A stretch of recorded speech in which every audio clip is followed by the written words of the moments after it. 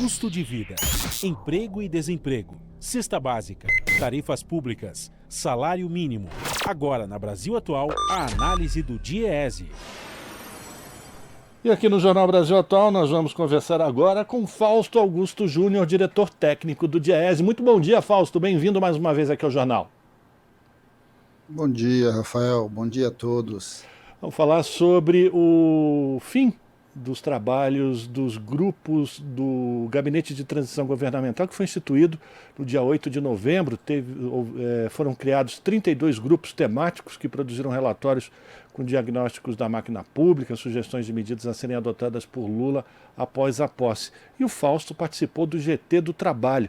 Queria que você fizesse uma avaliação, Fausto, do que foi esse período, se ele foi enriquecedor, vamos lá de novo, enriquecedor para a construção de políticas públicas para o próximo governo, especificamente no teu grupo de trabalho, que envolve também o combate à desigualdade, enfim, são diversos aspectos, não?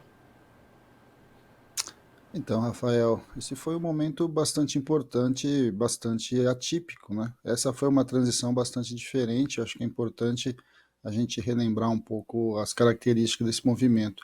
Primeiro que foi uma transição bastante democrática e participativa, né? Nesses 32 grupos participaram próximo a 1.000 pessoas. Isso só falar das pessoas que de alguma forma contribuíram nos documentos, que fizeram as discussões. Muita gente foi recebida, muitas reuniões aconteceram, muitas reuniões com o movimento social, muita reunião com empresários, muita reunião com o conjunto das centrais sindicais, passaram por lá entidades sindicais diversas, entidades da sociedade civil, ou seja, essa transição ela teve uma característica bastante diferente das transições que a gente assistiu no Brasil desde o processo democrático, né? Na verdade, normalmente o que a gente via, né, em especial a partir dali da legislação que criou a transição lá no governo Fernando Henrique, e a primeira mais importante foi do governo Fernando Henrique para o governo Lula, essa transição foi muito maior, ela foi maior, teve mais gente participando, e bom lembrar, viu, Rafael, é uma participação que foi uma participação voluntária, quase membro nenhum do grupo recebeu algum salário, alguma remuneração, foram todos, de certo modo, ali voluntários na construção aí de identificação dos problemas que o Brasil está vivendo. Além de uma quantidade bastante grande de pessoas que, de certo modo, passaram nessas discussões, a sistematização foi uma sistematização porque, de certo modo, discutiu os problemas que o Brasil está vivendo, né? Ele discutiu as questões que estavam colocadas ali com dificuldades e que o governo vai enfrentar ali a partir do 1º de janeiro.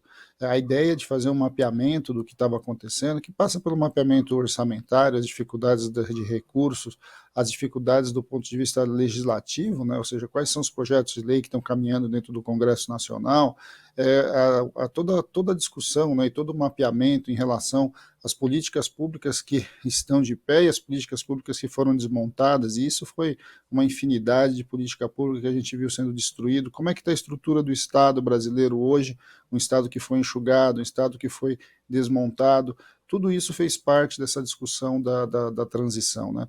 E também, aí sim, muito calcado na conversa com o conjunto da sociedade, a elaboração de sugestões, de recomendações, em especial para os primeiros dias do governo, né, os primeiros 100 dias do governo, uma vez porque, de alguma forma, o governo que chega, ele já chega com um projeto, né, ele chega um projeto que ganhou, que foi vitorioso nas eleições, mas que precisa ali do detalhamento a partir do mundo real, a partir de fato do que está acontecendo com o Estado. Então eu diria que essa transição ela teve características bastante sugêneres, né, porque de um lado você teve a participação popular, a participação da sociedade de maneira muito grande, e do outro lado você teve muito pouco de fato a transição do atual governo para o próximo governo, porque o atual governo, na verdade, até agora, né, como foi inclusive o discurso ontem do presidente Lula no encerramento dos trabalhos, de fato não admite que perdeu, não cumprimenta o vencedor das eleições e de fato pouco de fato contribuiu para fazer de fato um movimento ali de transferir o governo de um grupo que ganha, que perde, para o grupo que se torna vitorioso. Então a gente viu de um lado a enorme participação social e de outro um governo que meio que se alijou do próprio processo de transição. Não quer dizer que o Estado brasileiro não participou desse processo, porque os funcionários públicos, aqueles que de fato são de carreira, aqueles que seguraram o Estado brasileiro ao longo do governo Bolsonaro e que vão continuar certamente no governo Lula, eles estiveram em todo o processo. Mas a estrutura mesmo política do governo Bolsonaro, de certo momento, ficou de fora. Então, o resumo é uma transição grande, uma transição popular, com participação social bastante importante, por um lado, e de outro, um governo que no final das contas meio que se recusou ali a lidar com essa questão da transição. Fausto, com relação ao grupo de trabalho, o GT do grupo de trabalho especificamente, a gente sabe que desde o golpe contra a presidenta Dilma, o mundo do trabalho sofreu uma forte desregulamentação, houve a reforma trabalhista, que muitos chamam de deforma trabalhista, e com o governo de Bolsonaro, forte ataque também às organizações sindicais, às organizações de proteção, né, dos trabalhadores. Esses assuntos foram discutidos, eles podem ser também alvo ou receberem alguma sugestão de revogação, daquele chamado revogaço que está sendo produzido, ou essas modificações elas vão precisar ser feitas através do processo legislativo. Como é que vocês avaliaram essa situação, especificamente do mundo do trabalho e das organizações sindicais? Então, Rafael, na verdade, quando a gente vai olhar a questão do mundo do trabalho, a grande discussão é a questão do próprio Ministério do Trabalho. Vamos lembrar que quando o Bolsonaro assume, uma das coisas que ele faz é extinguir o Ministério do Trabalho. O Ministério do Trabalho é um dos ministérios mais antigos da República Brasileira e ele foi extinto ao longo do governo. E ele vai ser recriado junto com o Ministério da Previdência, né, ali na separação com o Ministério da Economia, há um ano e pouco atrás, numa disputa política ali com o próprio Centrão. Então, na prática, o grupo de trabalho tinha como objetivo compreender e olhar onde estão as estruturas do Estado que regulam a questão do trabalho, né? Todas as políticas de emprego, todas as políticas de qualificação profissional, a questão da aprendizagem, toda a discussão da fiscalização, que também teve uma redução bastante significativa. Vamos lembrar que o governo Bolsonaro, uma das coisas que ele tem feito ao longo de todos os ministérios, não só no Ministério do Trabalho, foi diminuir a capacidade do Estado de fiscalizar. Então, a própria desconstrução da economia solidária, né? A economia solidária foi toda repartida, né? A antiga Secretaria Nacional de Economia Solidária, ela foi toda repartida em vários outros ministérios.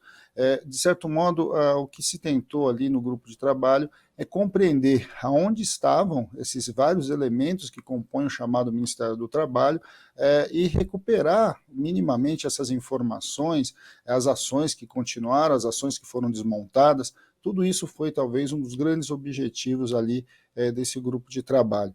A questão sindical é uma questão que ficou já definida pelo presidente Lula, é uma discussão que vai acontecer e não aconteceu na transição, ela vai acontecer no próprio ato do governo, quando o ministro foi escolhido, quando começar os debates de fato com a sociedade, e a ideia, né, apresentada pelo presidente Lula, e já se falou em vários momentos sobre isso, é que você terá uma grande negociação sobre como será a regulação do trabalho, como será a questão sindical.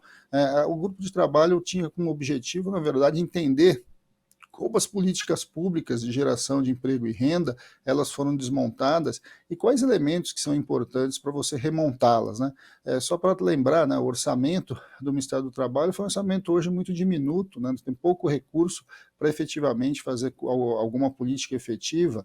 Uma parte de recursos do FAT, por exemplo, foram desviados das suas atribuições, que é o desenvolvimento social, que é a geração de emprego, que é a qualificação profissional, para outras funções do Estado brasileiro. Então, quando a gente vai olhando, a intenção do Grupo Trabalho era trazer os debates que têm a ver com emprego, tem a ver com geração de renda, tem a ver com a possibilidade ali da regulação do trabalho e da sua fiscalização, da reorganização da qualificação profissional, que também foi toda desmontada e foi retirada, inclusive, da discussão do Ministério do Trabalho. Tudo isso a ideia era avançar e tentar compreender e minimamente pensar o para frente a partir dessa reconstrução. Acho que uma questão importante é essa recuperação do Ministério do Trabalho como um ministério indutor da política de trabalho, emprego e renda no Brasil. O que a gente percebe é que o Estado brasileiro como um todo foi colocado numa situação de terra arrasada, né? Recursos eles deixaram de existir, inclusive até para o funcionamento das instituições. Mas conta só aqui para nós, ninguém está ouvindo a gente agora, Fausto. Existem já indicações de quem será o ministro do Trabalho do governo Lula? Rafael, isso não passa muito pela transição, né? Isso passa pelo mundo da política, isso passa pelas discussões de quem vai aí governar o Brasil, o presidente Lula que está construindo essa costura toda. Nomes existem muitos e tem muita gente competente que conhece muito sobre a questão do trabalho no Brasil. É importante que seja alguém que dialogue com a sociedade. Acho que essa é a grande diferença. Se a gente olhar ali a própria fala do presidente, ele lembrou que o atual presidente nunca recebeu as centrais sindicais, nunca conversou com as centrais sindicais.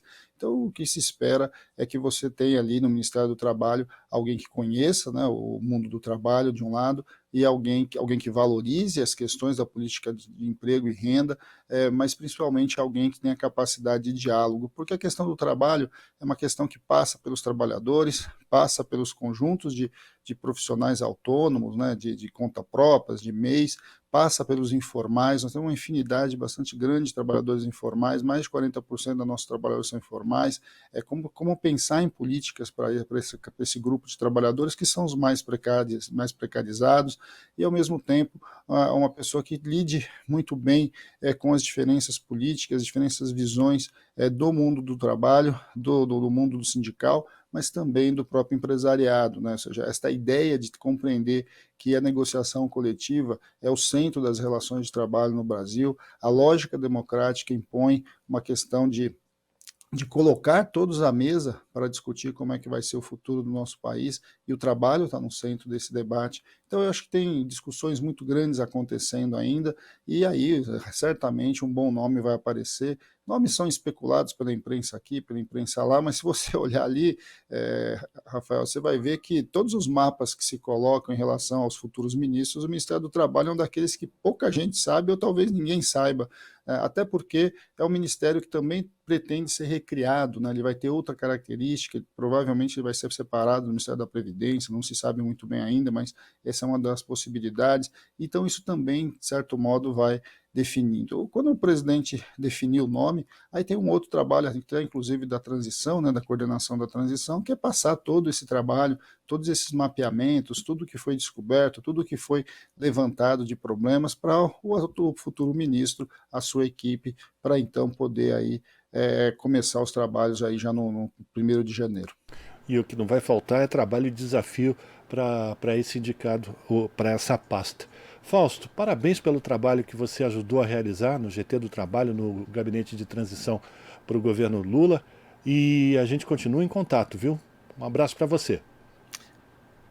Eu que agradeço, Rafael, a possibilidade de conversar aqui com todos num dia tão importante, né, como foi esses 2 dias, né? Foi o dia aí da diplomação do presidente Lula, ontem a conclusão do trabalho da equipe de transição, e estamos aí, né, para a gente fazer longos debates aqui, Rafael, para compreender melhor a economia, o que está acontecendo, o que está se transformando. Aqui é o espaço do Diese, né, o espaço da classe trabalhadora, para colocar um pouco o seu lado aí, a sua visão de mundo, e como vocês sempre dizem, né, contar um pouco daquilo que os outros grupos de comunicação não contam.